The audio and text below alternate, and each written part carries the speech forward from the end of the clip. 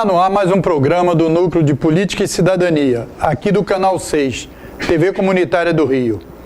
Na nossa tela está o nosso site, que você pode acompanhar a nossa programação, www.tvcomunitariatudojunto.rio. O telefone e o e-mail segue também para você interagir com a gente. Hoje nós vamos debater mais uma vez com o professor, escritor e jornalista José Carlos de Assis sobre o andamento da conjuntura política e econômica. Professor, primeiro, obrigado aí por mais uma vez estar aqui com a gente. O professor, inclusive, teve uma participação importante que a gente queria agradecer aqui publicamente. Foi o presidente da comissão eleitoral aqui das eleições da associação que coordena a TV Comunitária no dia 25 de abril. Obrigado, professor. E a conjuntura? Está programado aí para o dia 14, né? De junho, uma greve geral coordenada aí pelas centrais sindicais e os principais movimentos sociais. Como é que o senhor está vendo isso a partir das manifestações que estão ocorrendo hoje em defesa da educação? É justamente isso, quer dizer, essa greve geral a gente não tinha uma certa dúvida em relação à viabilidade delas, porque as entidades sindicais estão muito debilitadas. Mas isso que está acontecendo hoje no Brasil, sobretudo nos Estados Unidos, nos Estados Unidos teve uma repercussão, mas aqui no Brasil, no Rio de Janeiro e em São Paulo, é uma demonstração de que a sociedade brasileira acordou, né? Essa manifestação e essa greve, na verdade, articulada sobretudo por estudantes, mas também por professores, ela sacudiu o Brasil inteiro hoje, né? Isso é o começo do fim do governo Bolsonaro, porque, na verdade, a greve não é contra ele pessoalmente, é contra o sistema neoliberal que ele introduziu no Brasil, ele e o Paulo Guedes, sobretudo. Então não é uma greve pessoal e nem é uma greve exclusivamente por conta do corte de 30% ou de 24%, seja lá o que eles já... Em algumas 43%. Exatamente. Como de Pernambuco e Bahia. E por sinal, 43% foi também dos militares. Cortou também o orçamento militar, né? Então, mas não é só isso, quer dizer, é o que está por trás disso, que é um projeto de Estado mínimo, que é um projeto de liquidação das estruturas estratégicas do Estado para entregar isso ao sistema internacional, sobretudo aos Estados Unidos. Quer dizer, isso é que é o começo do fim do governo Bolsonaro. Agora, professor, antes da gente avançar nessa linha aí, vamos isso, porque é o seguinte, a educação, todos os debates sobre o desenvolvimento têm um rebatimento na educação, na formação, na educação. A gente lembra, todos lembram aí das políticas de Darcy Ribeiro e de outros educadores importantes do país. Nós tivemos vários avanços nos últimos tempos aí, de vários governos, não só os governos populares, como outros governos, etc. O que representa assumir o poder um governo no século XXI e se jogar contra a educação? Liquidar o sistema de educação, que era um sistema que estava vindo até bem no Brasil durante algum tempo. Não por esses neoliberais que assumiram aí recentemente, mas pelo que se fez antes deles, né? Então, isso é inacreditável nessa altura do século. É completamente inacreditável você atacar. Todo mundo diz, quer dizer, os ortodoxos, os liberais, não sei o quê, todo mundo fala que a educação é importante. Quando eles veem uma taxa de desemprego alta, eles dizem, é porque faltou educação. O que é mentira. Claro. A educação ajuda na renda. As pessoas progridem na renda através da educação. Mas o desemprego é outro departamento. Desemprego, o departamento dos gastos do Estado, né, do ânimo que o Estado dá à economia, essa coisa toda. Então, mas a educação é fundamental para as pessoas terem uma perspectiva de vida melhor, todo mundo, quer dizer. Então, a agressão que está se fazendo ao sistema educacional brasileiro, inclusive a pesquisa no Brasil, a pesquisa é responsável por muita coisa importante. Muita vacina foi produzida aqui dentro, muito remédio tem sido produzido aqui dentro, na Fundação Oswaldo Cruz, né? Eu estou falando uma coisa só, uma única instituição, mas toda a universidade brasileira hoje tem um departamento de pesquisa que está desenvolvendo coisas novas, espetaculares. e você pegar e tirar o dinheiro disso, isso é um absurdo, isso é um crime de lesa pátria. Agora, porque é importante para a gente fazer um choque com mostrar a hipocrisia da argumentação, né, do discurso, da narrativa, porque, veja, eles, na reforma da Previdência, ou deforma da Previdência, o Guedes agora no Senado ou na Câmara e tal, falou assim, não, se gasta 5 vezes para os idosos e tal, e se gasta em comparação com jovens, etc. Aí você pega e ataca a educação.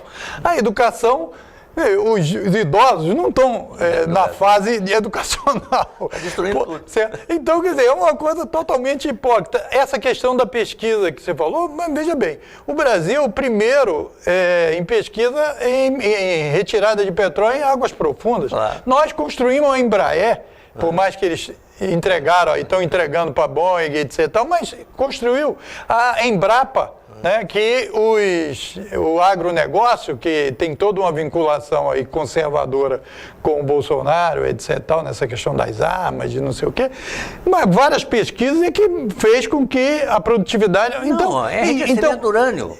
Nós fomos originais em enriquecimento urânio mais barato. É uma coisa fantástica. O negócio das centrífugas da Marinha e tal.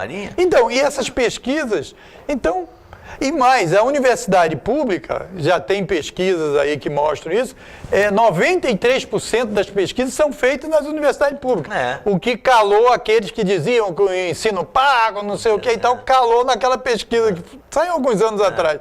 Que, pô, a universidade pública é quem faz pesquisa. Aí vem tudo isso agora e... Não, você tem uma dominância absoluta do pensamento neoliberal que diz que não precisa ter Estado. Você só tem Estado para atender o interesse dos ricos. Para atender, nem para os intermediários tem Estado. Quer dizer, você tem uma infraestrutura completamente liquidada, por exemplo, no setor de transporte, que é um horror. E o Estado não faz nada. Né? Por quê? Porque querem cortar os recursos do Estado. Querem liquidar com o sistema viário brasileiro em nome de arrecadar dinheiro para o sistema financeiro, né? Que é os juros, que absorve tudo. Quando o cara fala assim, gastou-se mais com os idosos do que com educação ou que com saúde, isso é uma estupidez, porque são coisas que não se comparam. Não, você não tem como comparar. Inclusive a renda dos idosos é que está fazendo várias crianças irem para a escola. Certo? Que estão segurando as despesas de uma família, dos filhos. 70% dos municípios brasileiros dependem da renda dos idosos. 70%. Se passar essa reforma, vai liquidar com a receita de 70% dos municípios brasileiros, que já estão em crise. Imagina se acontecer isso depois. Tá certo? Então isso é um absurdo. Agora, professor, eu queria que você analisasse um outro aspecto, porque tem esse aspecto que foi abordado aqui pelo senhor, e tem o aspecto do marxismo cultural, do Olavo de Carvalho, que disse que, e todos os 2 ministros, o que foi demitido e esse outro, que certamente vai ser demitido em algum momento, que é um outro maluco aí, que assumiu o ministério, eles colocam na cabeça que é melhor não ter faculdade, porque só tem professor marxista, não sei o que e tal, então vamos botar as crianças sendo educadas em casa, certo? Aí eles inventaram a teoria do ensino à distância para a criança, o que é uma maluquice absoluta, porque a sociabilidade, o contato com outras crianças, a formação e tal, e além de tudo os pais trabalham. Tem que trabalhar até e tal. Então, esse outro aspecto aí ainda é mais conservador ainda. Não, é uma coisa horrorosa. Isso tudo é uma loucura, Moisés. O que a gente vai ter que fazer... Nós entramos num túnel bem escuro. Não, o que tem que ser feito a curto prazo, e eu acredito que o data limite disso é o 14 de junho, tem que se pedir um exame de sanidade mental do Bolsonaro. É claro que as coisas que eles disse e as coisas que eles estão fazendo são inaceitáveis, é coisa de louco. Eu diria até que as coisas que ele dizia anteriormente, ainda como candidato, já eram absurdas, mas ninguém levou em conta. As pessoas não acreditavam muito que ele ia ser eleito. Então ele podia Nem dizer, ele, né? Ele ia dizer que precisava de matar 30 mil brasileiros, 30 mil pessoas, né? Da esquerda ou da oposição. A ditadura, né? Teria matado menos. Ele disse na televisão que não pagava imposto, aceitava a ideia de que o cara sonegasse esse imposto. Você já viu isso? Uma personalidade do Congresso Nacional, um deputado dizer que eu apoio os caras que sonegam imposto? Isso não é de pessoa normal. Isso é de louco. Falou que ia trazer as milícias da Bahia para o Rio, era bom e tal também. Exatamente. O filho dele condecorou o miliciano. Eu sei, e ele, quando deputado, falando de um episódio da Bahia, ele falou, não, ninguém vai ser contra que esses caras façam isso no Rio e tal. Não, eu acho que, quer dizer, é uma questão de fazer um exame de sanidade mental familiar. É a família toda, que é uma família que aparentemente é louca. E a ação que eles fazem, quer dizer, essa crise de governo alimentada por blog e por Twitter. Isso é uma coisa louca, nenhum país do mundo admite isso. Quer dizer, o americano, não, o filósofo astrólogo. O astrólogo. Olavo. Olavo de Carvalho. Pô, isso é uma loucura. E de fora do país, né? De fora do país ainda, quer dizer, ninguém pode aceitar. E pior não é isso, que tem cobertura do presidente da República. Se ele estivesse falando sozinho, sem mais nem menos, não, ele diz, não, é um grande filósofo mesmo, me ajudou muito na campanha, pode falar o que quiser. Então isso não existe no mundo, né? O Truman lá o Trump dos Estados Unidos usa muito Twitter, mas é coisa que tem sentido. É uma coisa de direita, é uma coisa conservadora, mas tem sentido. Aqui não tem sentido. A briga de Twitters é uma briga sem sentido. É meramente para provocar confusão e provocar instabilidade no governo. E é feita pelo filho dele. Manter uma tensão permanente, um nível de tensão. E a ideia dele é o seguinte, não, esse meu filho é que me elegeu presidente. O que é mentira. Porque é claro que teve um efeito essa coisa da internet. Mas o que elegeu a ele presidente foi outra coisa. Foi o fato de que o povo brasileiro estava inconformado com a elite política e a classe dominante que tem. Então, poderia eleger qualquer coisa. Como elegeu aqui no Rio, né? Como elegeu no Rio, como elegeu em vários estados. Né? Era qualquer coisa, tudo era qualquer coisa. Então, não foi o Twitter que elegeu. Tá certo? Eu tenho uma visão um pouco diferente, mas de secundária. Eu acho que teve um papel lá. Teve um papel, mas secundário. Inclusive, isso é uma coisa preocupante que tem que ser analisada, essa questão da utilização dessas tecnologias de captação de informações pessoais das pessoas para definir perfis psicológicos. Mas isso é um outro debate. Se essa coisa funcionasse, a Venezuela já estava resolvida pela direita. Tá certo? Então tem lá os seus limites, não adianta. Tem seu limite, tá, exatamente. Isso, claro, tem seu limite. Mas isso é um outro debate que a gente pode aprofundar. Agora, o senhor então está, a partir da mobilização que o senhor tem presenciado, hoje nós estamos no dia 15 de maio, que é o dia da defesa da educação e tal. O senhor acha que no dia 14 há uma tendência no crescimento a partir de agora das mobilizações e tal, no sentido de barrar? Porque o senhor aqui, numa entrevista anterior, o senhor disse que realmente essa coisa da capitalização é uma destruição de todo o processo... Da Previdência Pública. Destrói a Previdência Pública. Por quê? Porque o governo vai introduzir a ideia da capitalização, quer dizer, o objetivo da capitalização. E vai dizer para os empresários o seguinte: vocês não precisam de pagar pela Previdência, a parte patronal. Nem patronal, nem governamental, que está na Constituição. Exatamente. Aí acaba com a seguridade de uma forma geral. Não, a governamental é a garantia do pagamento se ficar com déficit. Se você não tem uma obrigação linear de fazer o pagamento para o trabalhador, quer dizer, pelo trabalhador. Você faz patronal e do trabalhador, se houver déficit, o Estado constitucionalmente tem que cobrir. Mas então, mas o que vai acontecer?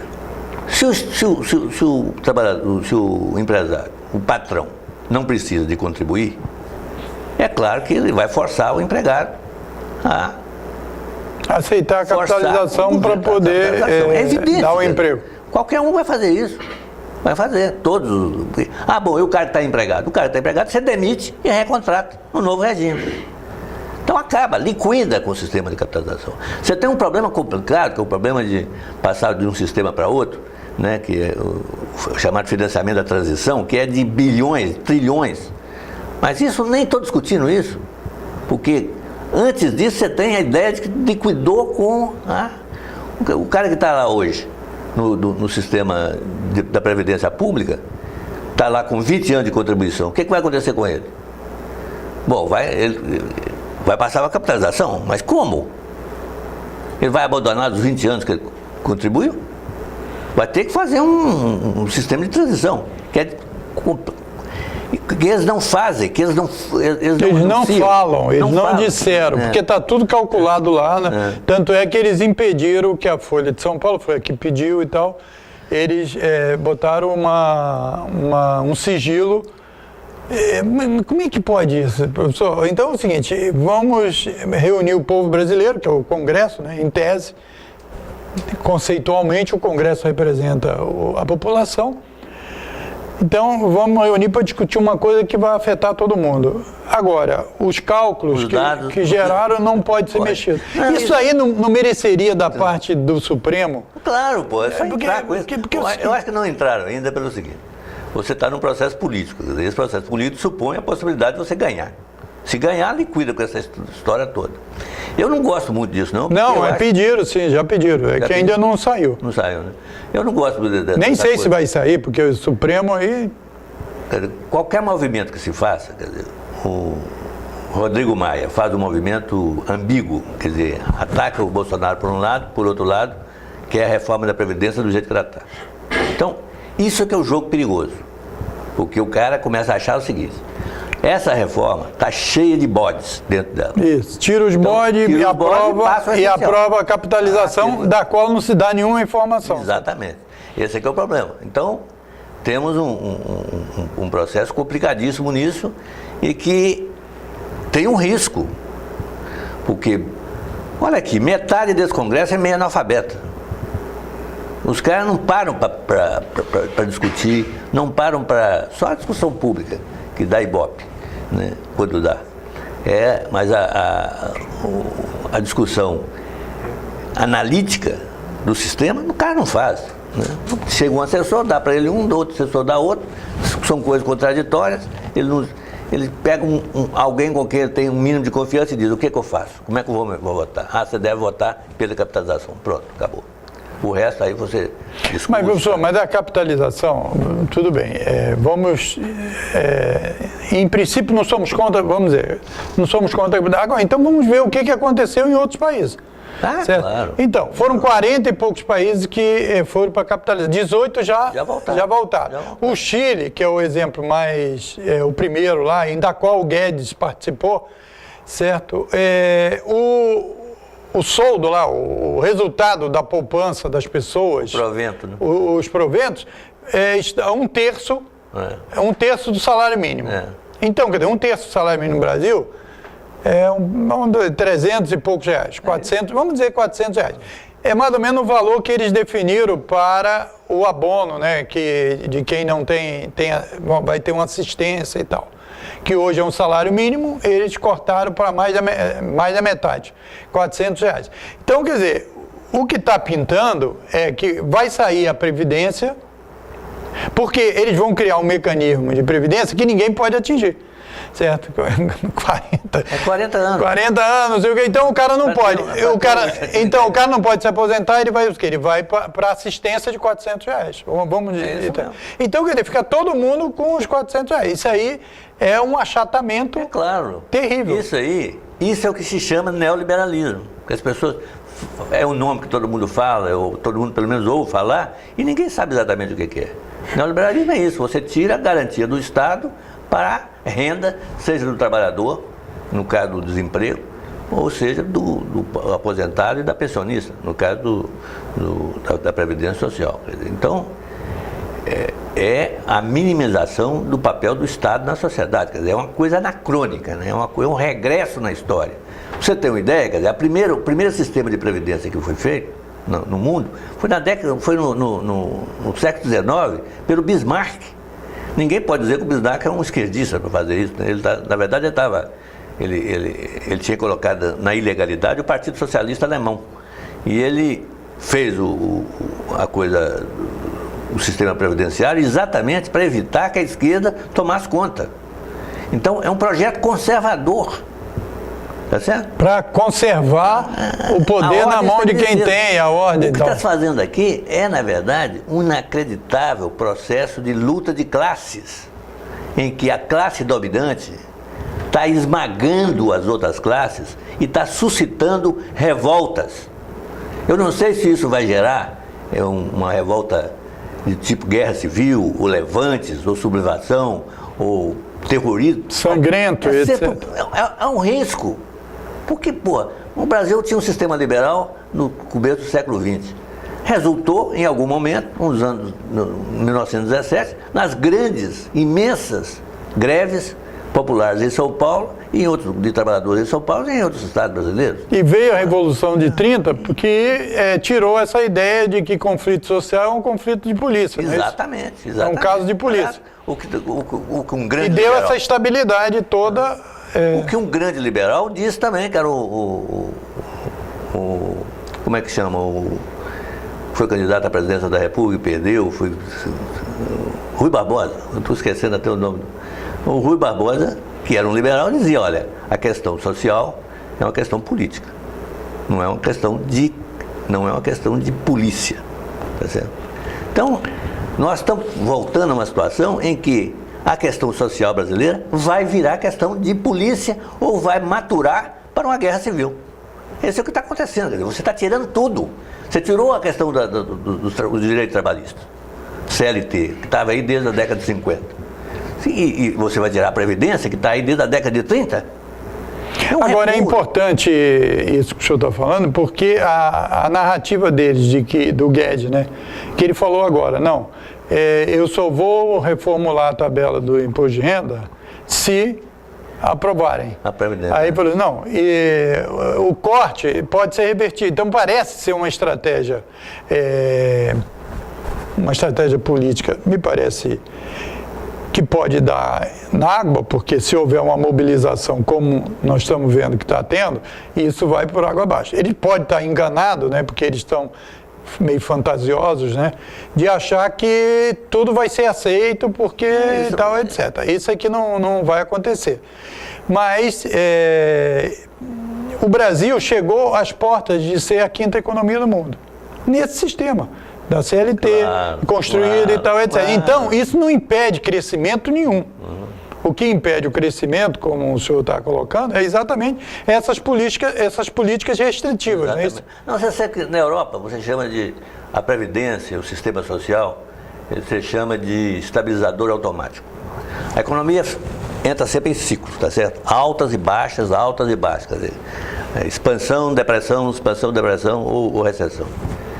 Quando chega na recessão, precisa aumentar o gasto público, porque senão a economia afunda de vez. Então o que acontece? Entra o estabilizador automático. O estabilizador automático o que é? É a Previdência. É aqueles 600 bilhões. E aconteceu mais ou menos em 2008, não foi? Com a 2009, crise. 2010. Que o Brasil passou com uma situação espetacular. Foi gasto público.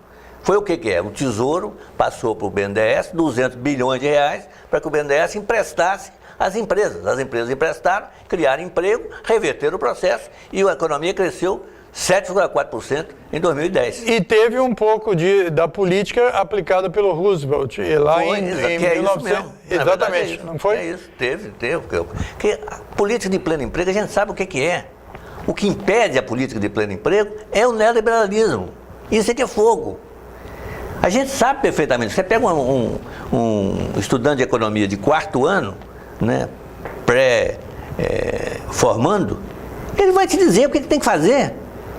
Você tem que ampliar o gasto público. Não, vai gerar déficit. Não tem importância. Você está em recessão, você não tem importância você aumentar déficit, porque não gera inflação. A recessão é uma situação em que a oferta é muito maior do que a demanda. E parece que essas teses estão voltando nos Estados Unidos. A gente já soube que o setor mais progressista do Partido Democrático está discutindo isso. Exatamente, que é o chamado finanças funcionais. Que é a teoria das finanças funcionais. E o Branch, como é o nome dele? Aquele candidato que foi derrotado pela Hillary e que é candidato novamente dentro do Bernstein, né? Não, é um outro nome. Não sei o nome dele. Bernie Sanders. Bernie Sanders. Agora, professor, nós temos 2 minutos aí.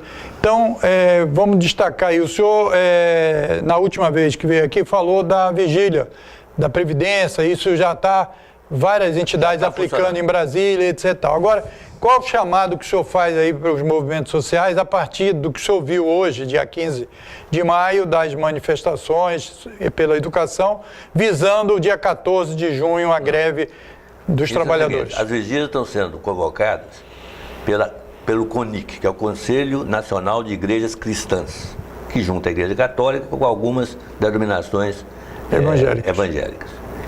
Tem junto uma instituição chamada Coordenadoria Ecumênica de Serviço, SESI, e tem a Caritas, que é conhecida pelo mundo todo. As 3 se juntaram para convocar essa vigília. É uma vigília durante até a eleição, até a votação do projeto.